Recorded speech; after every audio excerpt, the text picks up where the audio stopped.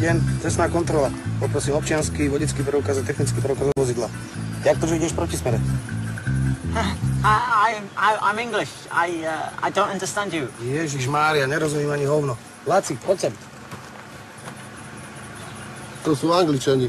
Oni nevedia po slovensky. How are you? All right. How are you? Ja sa mám dobre. Počúvaj ma sem. North, left side, right side. OK? OK? Yes. Okay. Sorry. Yes. I'm sorry. Yes. Okay. No. Okay.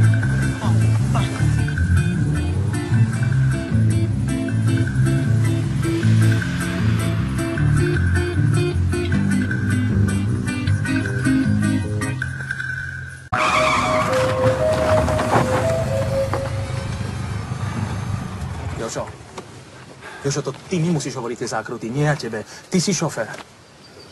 Veď ti ich hovorím. Nie, nehovoríš, hovorím ti ich ja. Ty potom pôjdeš ten závod, ty musíš vedieť, čo máš napísané. To je komplikované do piče. Jožko, dobre ma sleduj, áno? No. Toto je zákruta 0, No. toto 2, toto 3, No. toto 4, No. 5, 6, pravý uhol, 7, 8, 9 a na 10 ti nestačí rejt, chápeš to? No. Neviem.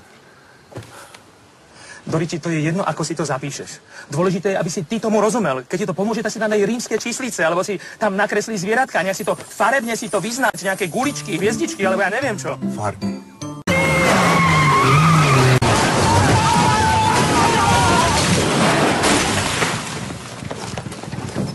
Na piči!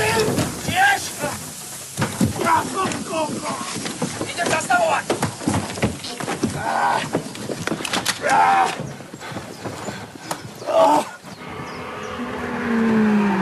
Ah, shit!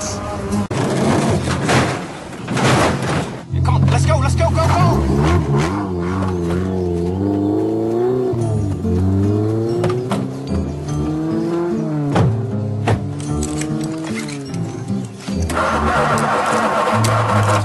Nejde! To nefunguje! Vypol si motor predtým, než to bolo na streche? Nie, prečo? Tak to už nepôjde. Sme skončili.